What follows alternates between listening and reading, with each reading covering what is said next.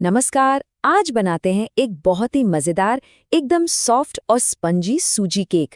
और सबसे कमाल की बात, इसे हम बनाएंगे प्रेशर कुकर में।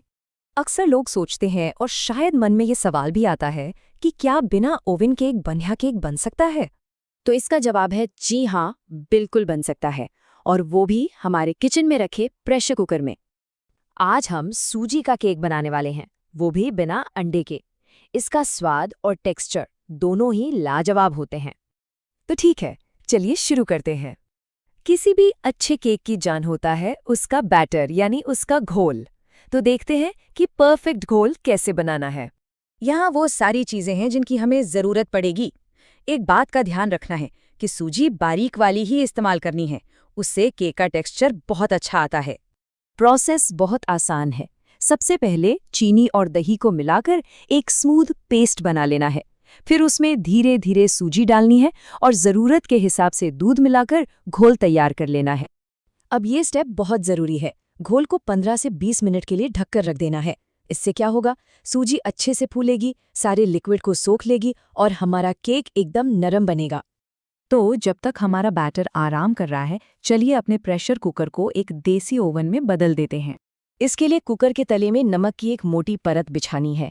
ये गर्मी को बराबर फैलाएगा। फिर उस पर एक स्टैंड रखना है और ढक्कन लगाकर कुकर को गर्म होने के लिए गैस पर चढ़ा देना है। तो चलिए अब आगे बढ़ते हैं। अब बारी है बैटर को फाइनल टच देने की और केक टिन तैयार करने की। देखिए, रखने के बाद बैटर थोड़ा गाढ़ा हो गया होगा। अब इसमें किशमिश, टूटी फ्रूटी और इलायची पाउडर मिला देंगे। अगर घोल ज्यादा गाढ़ा लगे तो थोड़ा दूध और डाल सकते हैं। और हाँ, बेकिंग सोडा सबसे आखिर में डालना है, जब हम केक को टिन में डालने वाले हों। इस बात पर खास ध्यान देना है कि घोल की कंसिस्टेंसी एकदम सही हो, ना बहुत ज्यादा गाढ़ी ना बहुत ज्यादा पतली। जैसा मैदे वाले केक का घोल होता है, बस वैसा ही। यही तो असली राज है एक परफेक्ट स्पंजी केक का। केक टिन को भी अच्छे से तैयार करना है ताकि केक चिपके नहीं। पहले घी लगाइए, फिर बटर पेपर, उस पर भी घी और नीचे थोड़े ड्राई फ्रूट्स फैला दीजिए। फिर बैटर डालिए और ऊपर से भी थोड़े ड्राई फ्रूट से सजा दीजिए। और ये रहा सबसे सबसे जरूरी पॉइंट, इस पर तो खास ध्यान देना है। कुकर का ढक्कन लगाना है, लेकिन सीटी बिल्कुल नहीं लगानी है। उसे निकालकर अलग रख दीजिए ताकि भाप बाहर निकल सके। और अब आता है फाइनल स्टेप, जब हमारा केक सुनहरा होने तक पकेगा और एक शानदार रूप लेगा। अब सावधानी से केक टिन को गर्म कुकर के अंदर स्टैंड पर रख दें। गैस की आंच को एकदम धीमा कर दें और बस इसे आराम से बेक होने दें। केक को पकने में करीब करीब 50 मिनट लग सकते हैं। वैसे ये टाइम थोड़ा कम ज़्यादा हो सकता है, गैस और कुकर पर भी डिपेंड करता है, तो बीच में एक बार चेक करना ज़रूरी है। अब केक पका है या नहीं, ये कैसे पता चलेगा? बहुत आसान है।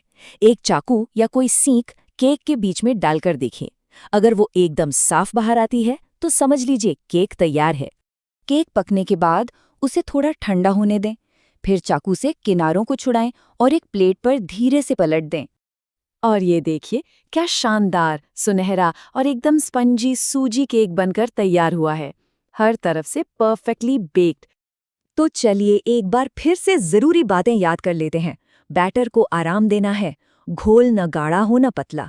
कुकर को पहले से गर्म करना है, सीटी कभी नहीं लगानी है और आंच एकदम धीमी रखनी है। तो अब जब बिना अवन के बेकिंग का ये तरीका पता चल ही गया है, तो मन में एक सवाल आता है, अगली बार क्या बेक किया जाए?